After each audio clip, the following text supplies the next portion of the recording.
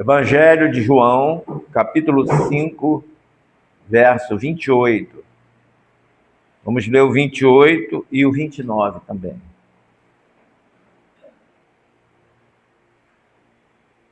Assim diz a palavra de Deus: não vos admireis disso, porque virá a hora em que todos os que estão nos sepulcros ouvirão sua voz e sairão, os que tiverem feito bem para a ressurreição da vida, e os que tiverem feito mal para a ressurreição da condenação. Que Deus abençoe a palavra que acabamos de ler em nossos corações. Vamos orar mais uma vez. Usa-nos, ó Deus, para a tua honra e tua glória, abençoando este púlpito, abençoando, ó Deus, os meios de comunicação, para que a palavra que há de ser pregada possa encontrar guarida no coração das pessoas que ouvem. Eu te oro e agradeço por isso, em nome de Jesus. Amém. Podeis assentar, irmãos. Uma vida especial, com um corpo especial após a ressurreição, um corpo que não será mais humano como o anterior, é o que a Bíblia nos mostra. Esta afirmativa responde, em parte, às perguntas que Paulo formula em 1 Coríntios, capítulo 15, verso 35. Mas alguém dirá: como ressuscitarão os mortos? E com que qualidade de corpo virá? A palavra humano provém de humus, que é uma substância escura que resulta da decomposição parcial pelos micróbios do solo, de detritos animais e vegetais. Operada a ressurreição, o corpo deixa de ser humano e passa a ser um corpo espiritual. Deixa de ser composto pelo pó da terra e reveste-se de uma substância incorruptível, isto é, não passível de degeneração natural que atinge os organismos humanos. Então o corpo, ele deixa de ser um corpo físico, corruptível, e passa a ser um corpo especial, espiritual e incorruptível.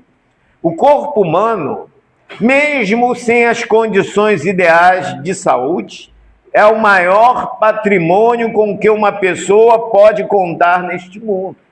Apesar de ser frágil, limitado, o corpo humano, ele, para nós, tem valor inestimável. Criado pelas mãos do próprio Deus, conforme narrativa de Gênesis, capítulo 2, versículo 7, elevado à sua máxima dignidade como santuário do Espírito Santo, de acordo com 1 Coríntios, capítulo 6, verso 19, ele deve ser consagrado ao Senhor como instrumento de justiça, como afirma o apóstolo Paulo na carta endereçada aos Romanos, capítulo 6, versículo 13. Mantido irrepreensível enquanto durar seu tempo de permanência no mundo. Ao contrário do que pensavam os maniqueístas em sua doutrina de que o espírito é inerentemente bom e a matéria é essencialmente má. Também os gnósticos pensavam desta maneira e criaram muitos problemas nas igrejas que eram pastoreadas pelos apóstolos. Os primeiros cristãos na época do início do cristianismo. Mas a Bíblia diz que o corpo humano, como toda a criação de Deus, é muito bom. Gênesis, no capítulo 1, versículo 31, nos mostra: e viu Deus que tudo que ele fez era bom, e levava mesmo algumas pessoas a uma concepção materialista da ressurreição. Então, muita gente entendendo que o corpo é perfeito, porque foi feito por Deus da melhor forma, embora humano e limitado, as pessoas, ela tinha a concepção uma concepção materialista desta ressurreição, enquanto outros não aceitavam tal fato, julgando que a matéria era má, como já foi muitas vezes aqui apreciado nesta igreja.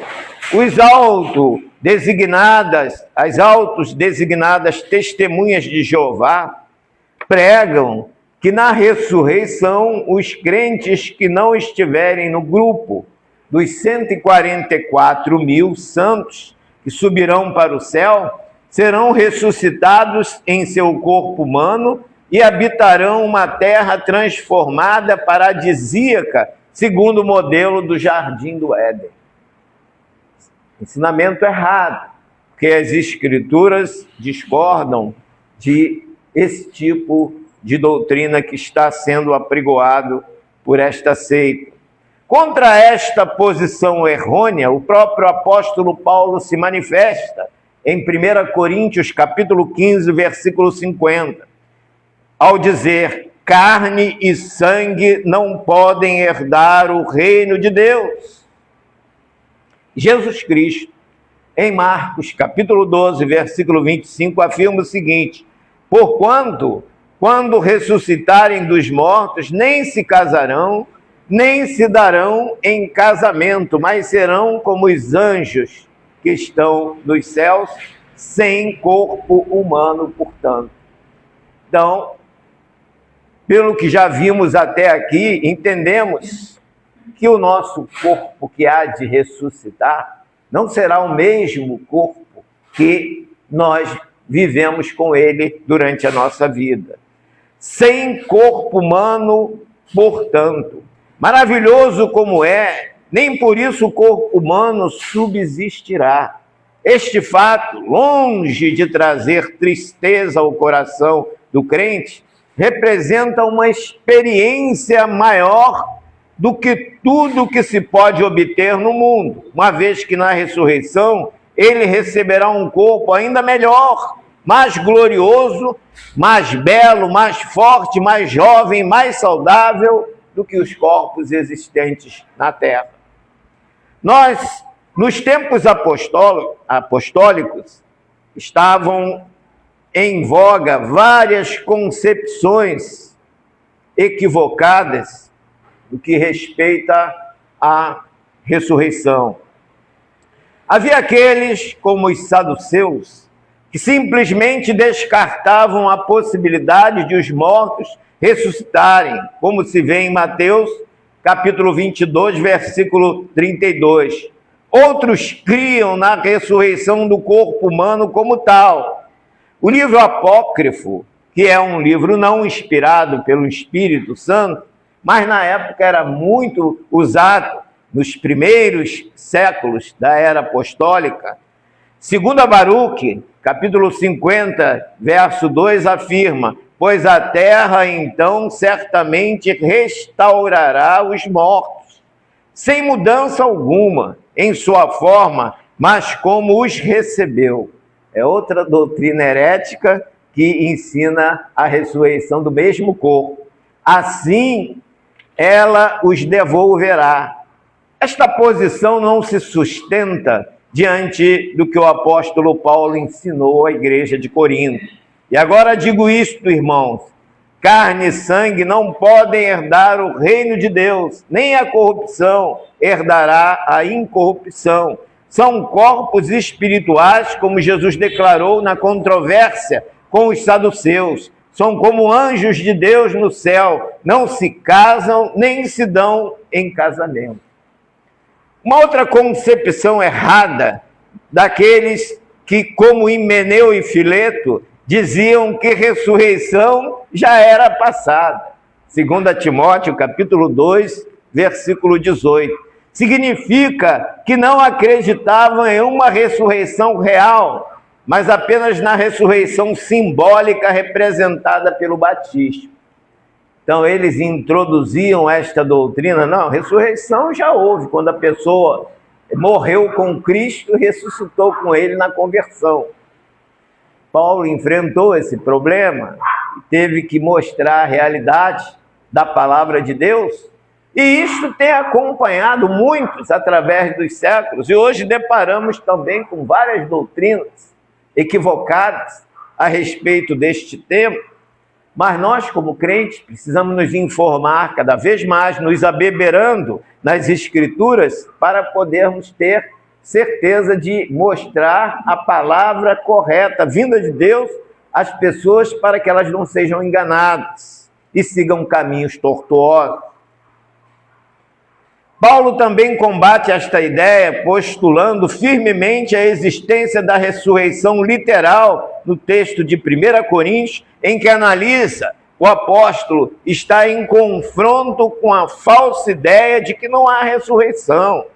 Localizada na Península Helênica, Corinto era uma cidade fortemente permeada pelas noções filosóficas de imortalidade e transmigração da alma. A chamada metempsicose. Para essa doutrina, a alma imortal não recebe um revestimento celestial como na ressurreição, mas reencarna em outro corpo mortal, podendo ser até através de um animal.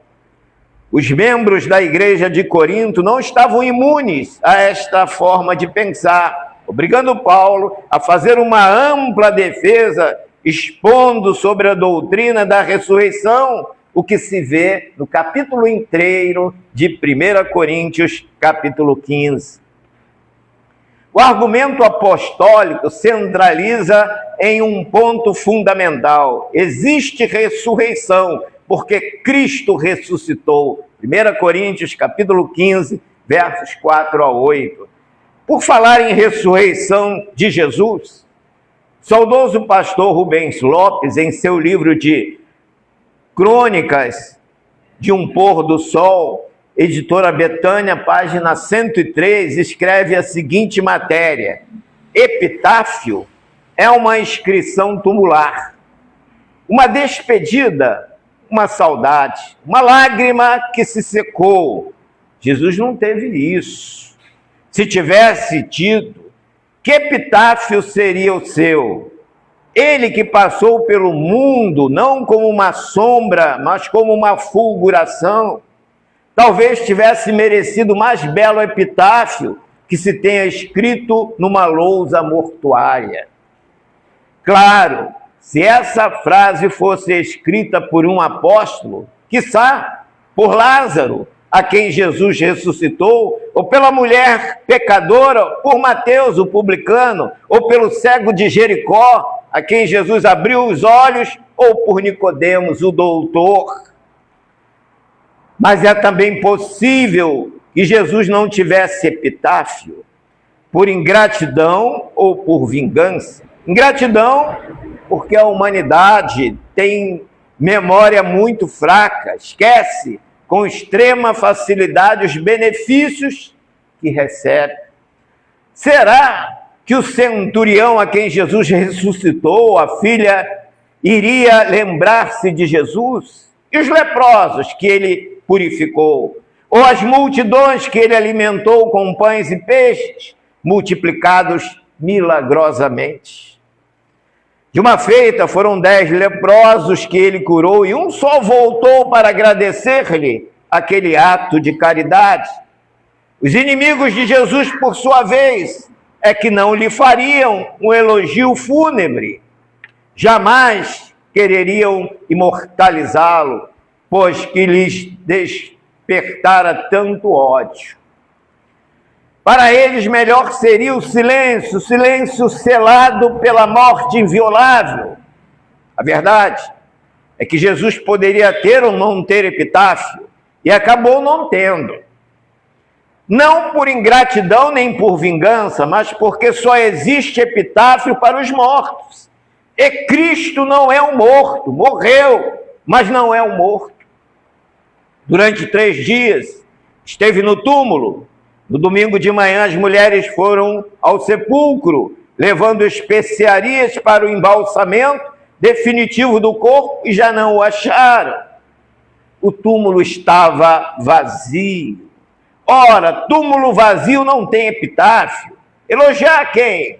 Se dentro do túmulo não há ninguém, epitáfio é para gente morta. Logo, como se pode escrever um epitáfio dedicado a Cristo se ele está vivo? No gênero, esse foi o primeiro fato histórico. Até aqui todos os grandes homens costumavam ser celebrados depois da morte como mortos.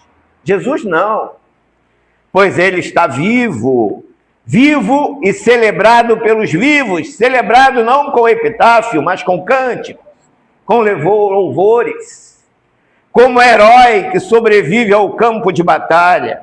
A morte de Jesus não vestiu de luto a humanidade, porque teve a duração de apenas 3 dias. Ninguém pode chorar diante de um túmulo vazio, porque não há quem chorar. Daí entender-se que os 2 anjos disseram às mulheres que foram ao sepulcro de madrugada: porque buscais o vivente entre os mortos? Não está aqui, mas ressuscitou. Lucas capítulo 24, versos 4 a 6. De posse do conhecimento de que Cristo ressuscitou, o apóstolo Paulo usa esse forte argumento para levar os crentes de Corinto a crer na ressurreição ao escrever: porque se os mortos não ressuscitam, Cristo também não ressuscitou. E se Cristo não ressuscitou, é vã a vossa fé e ainda permaneceis nos vossos pecados. Também os que dormiram em Cristo estão perdidos. Mas agora, Cristo ressuscitou dos mortos e foi feito as primícias dos que dormem, que assim como a morte veio por um homem, a ressurreição dos mortos também veio por um homem, Jesus Cristo. 1 Coríntios, capítulo 15, versos 16 a 21. Paulo não combate ideia com ideia, contra a noção teológica da provável inexistência da ressurreição. Ele brande o fato comprovado de que Cristo ressuscitou, sendo exatamente por esta razão que os cristãos podem ter a gloriosa certeza de que também ressuscitarão para uma existência eterna no céu. Ora, se o corpo na ressurreição não é o corpo humano, com que qualidade de corpo virão as pessoas ressuscitadas? Paulo se vale da comparação entre a semente e a planta, quanto à sua forma aparente, para demonstrar que na ressurreição teremos um corpo diferente em substância daquele que temos na terra. O grão é o corpo terreno, a planta é o corpo celestial. Enquanto estamos no mundo, nossa vida, no que se refere à sua realidade corpórea, é como a semente plantada que ainda não se transformou em planta. Para que a germinação ocorra, o grão precisa morrer. Evangelho de João, capítulo 12, versículo 24, registra as seguintes palavras de Jesus: na verdade vos digo, que se o grão de trigo não morrer ao cair na terra, fica ele só, mas se morrer, dá muito fruto. Quando isto acontecer, a planta que daí resultar terá um corpo que não será igual ao corpo daquele grão que foi semeado anteriormente. Deus é quem dará ao grão morto e ressuscitado seu novo corpo. Este novo corpo será celeste, em contraposição ao corpo terrestre que nós temos. 1 Coríntios, capítulo 15, versículo 38. Mas Deus dá o corpo como quer e a cada semente o seu próprio corpo. Há corpos celestes e corpos terrestres, mas uma é a glória dos celestes e a outra é a glória dos terrestres. 1 Coríntios, capítulo 15, versículo 40. Eles diferem entre si quanto à sua glória relativa. A palavra glória provém do original grego doxa, que significa a aura de luz que envolve os seres celestiais. O corpo humano é terrestre, não deixa de ter sua luz ou seu esplendor. Um sentido figurado, a beleza, a estrutura atlética, a forma, a maleabilidade desse corpo fazem nesse sentido glorioso.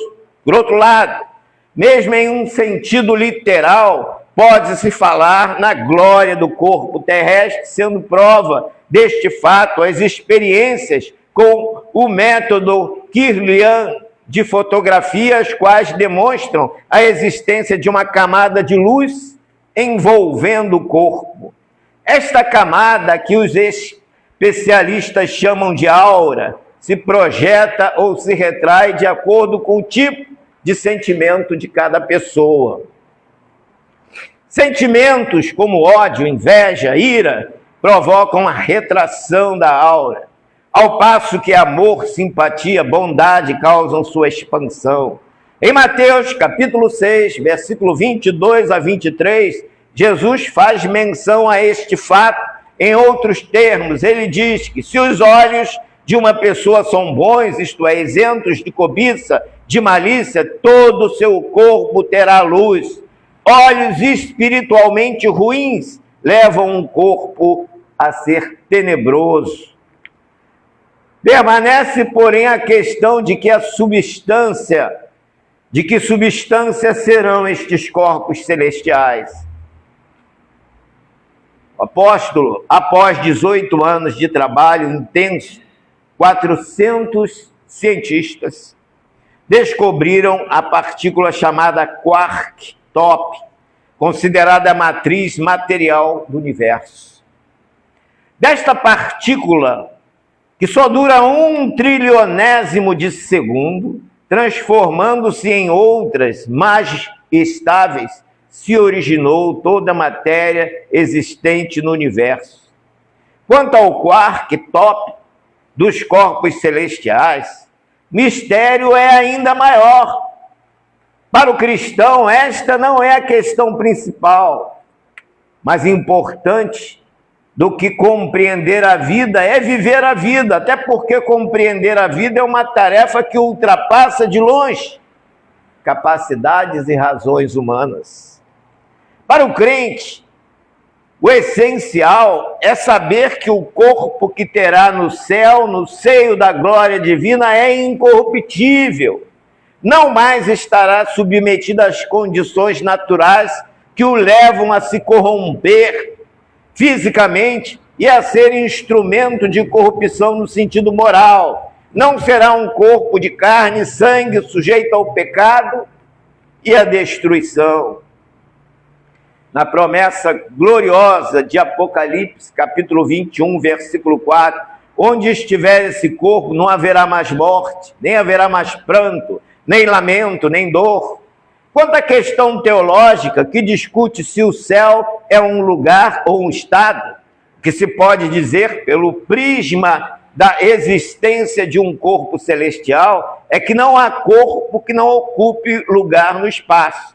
Se existe um corpo celestial, terá que haver um lugar onde ele possa estar. Este lugar é chamado céu, onde Deus habita em companhia do Filho e de seus santos anjos. Isto não nega o fato de o céu ser também um estado da alma, uma condição do espírito purificado de todo o pecado e plenamente habilitado a viver em comunhão íntima e essencial com o poderoso que o criou. A Bíblia fala de 3 mortes que podem alcançar o homem: morte física, morte espiritual e morte eterna, que é essa separação definitiva de Deus. Fala também de 2 ressurreições. Pastor Delcide Souza Lima, em seu livro Apocalipse, aborda bem sobre este assunto e fala desta forma: muitos interpretam a ressurreição descrita em Apocalipse, capítulo 4, versículo 6, onde se lê: bem-aventurado e santo aquele que tiver parte na primeira ressurreição, como a primeira de 2 a se cumprirem literalmente no tempo. Entretanto, a afirmação de que haverá uma ressurreição especial para os mártires ou para todos os crentes contraria o ensino das Escrituras.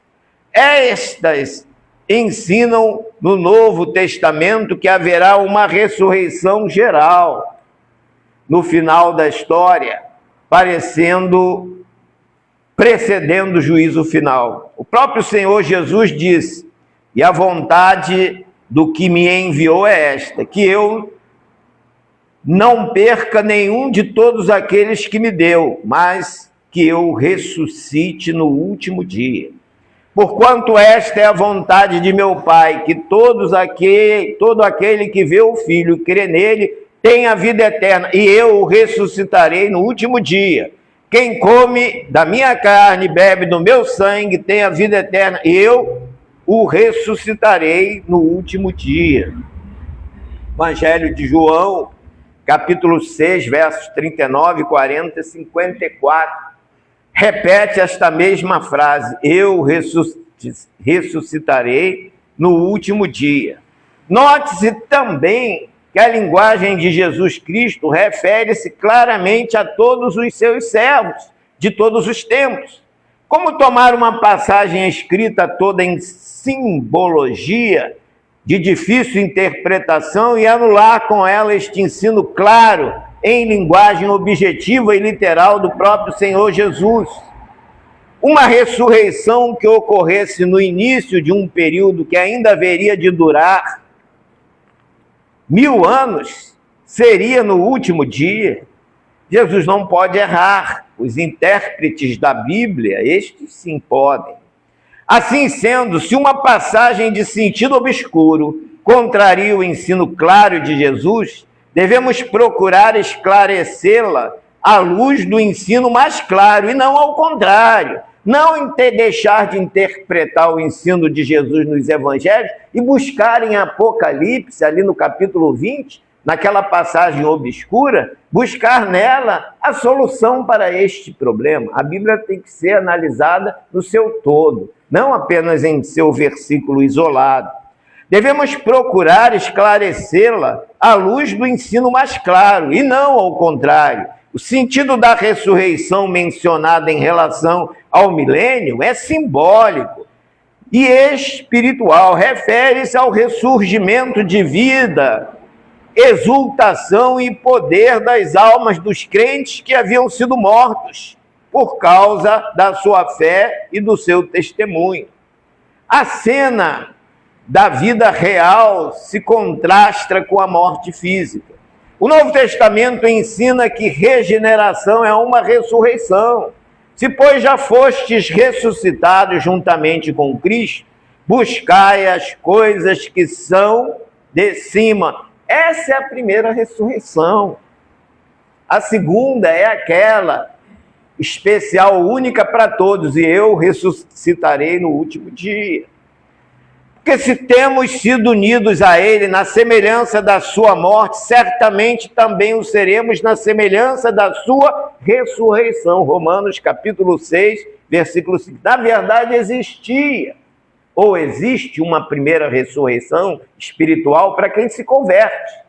Mas existirá uma outra ressurreição geral para todas as pessoas no juízo final, quando Jesus vier ao mundo. São as duas ressurreições que nós podemos entender que o apóstolo Paulo se refere, que o autor da carta ali em Apocalipse está se referindo.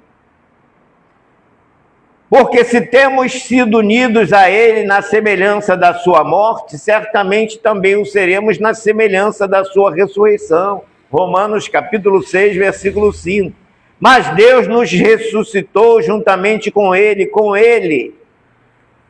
nos fez assentar nas regiões celestes. Efésios capítulo 2, versículos 4 a 6. Várias passagens bíblicas falam a respeito de uma ressurreição espiritual quando a pessoa se converte. Morre para o mundo e ressuscita para uma nova vida com Cristo. Quando os que creem em Jesus passam da morte para a vida, morrem fisicamente e ressurgem como pessoas conscientes, vivas no céu. Os que tomam parte neste tipo de ressurreição não experimentarão a segunda morte, que é eterna, que é a separação definitiva de Deus. Esta ressurreição espiritual é a primeira ressurreição, a ressurreição do último dia é para finalizar. Conta-se o episódio de um militar gravemente ferido em cruenta batalha e a luta desenrolada num cálido deserto, ele foi evacuado para um hospital de campanha.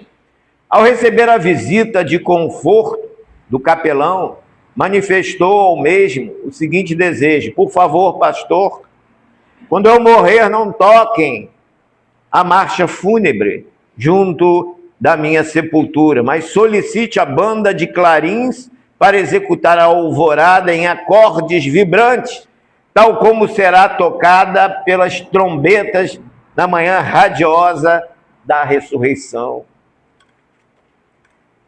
Morte para o crente é vida abundante. Jesus disse: eu vim para que tenham vida, e vida com abundância. Evangelho de João, capítulo 10, versículo 10. O salmista no Salmo 116, versículo 15 diz: preciosa é a vista do Senhor a morte dos seus santos. Meus irmãos, será que Deus iria se alegrar com uma morte, se essa morte fosse para a nossa ruína? Mas Deus a vê como preciosa aos seus olhos. E a parábola dos 10 talentos nos apresenta a recepção de Jesus aos crentes quando estes morrem e chegam nos céus. Bem-estar, servo bom e fiel. No pouco foste fiel, sobre o muito te colocarei. Entra no gozo do teu Senhor. Evangelho de Mateus, capítulo 25, versículo 21. Infelizmente, há muitos crentes que não acreditam na ressurreição. Têm suas dúvidas se ao morrerem ressuscitarão e irão para o céu. Como pode um crente duvidar que uma promessa feita por Deus pode não ser cumprida? Impossibilidade total, porque é impossível que Deus minta. Conta-se que em um diálogo sobre assuntos religiosos, um judeu declarou a um pastor protestante: não acredito que um corpo morto possa ser ressuscitado.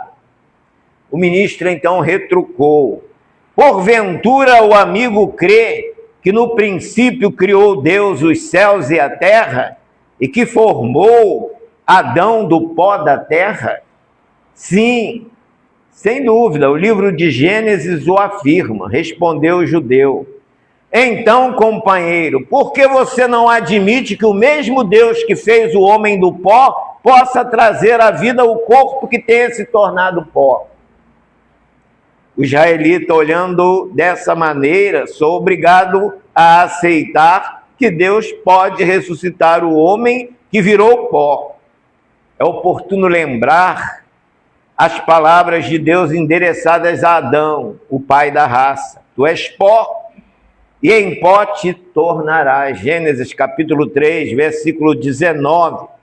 Mas a Bíblia diz: assim como a morte veio por um homem, a ressurreição dos mortos veio por um homem. Porque assim como todos morreram em Adão, assim todos serão vivificados em Cristo Jesus. 1 Coríntios capítulo 15, versos 21 a 22. Aí está a explanação que aquela igreja de Corinto recebeu do apóstolo Paulo sobre esse tema que é bastante discutível ainda nos tempos atuais: ressurreição de um corpo glorificado, um corpo diferente do corpo que morre, um corpo novo, glorioso, incorruptível, para habitar as mansões celestiais. Quando nós receberemos este corpo? Quando Jesus voltar. O apóstolo Paulo, escrevendo aos Tessalonicenses, ele diz: os que morreram em Cristo virão na comitiva com ele, Mas aqueles que estiverem vivos por ocasião da sua vinda, serão ressuscitados, os primeiros que morreram, e aqueles que estiveram vivos, seus corpos serão transformados com corpos novos para encontrar com o Senhor nos ares. Então essa é a certeza que nós temos. Não deve haver nenhuma dúvida com relação a isso. O crente não deve temer a morte. O crente deve entender que a morte para ele é uma promoção de um estágio inferior para um estágio infinitamente superior. E ali nós vamos conviver com uma felicidade total, plena, tão buscada aqui na terra, possível de alcançá-la. Mas lá no céu nós vamos ter tudo aquilo que desejaríamos ter aqui na terra. Vale a pena, portanto, pagar um preço da renúncia, preço do sacrifício, preço da fé direcionada unicamente a Jesus, que é o autor e consumador desta fé. Que Ele assim nos abençoe. Amém. Vamos cantar o hino 504 do cantor. 504.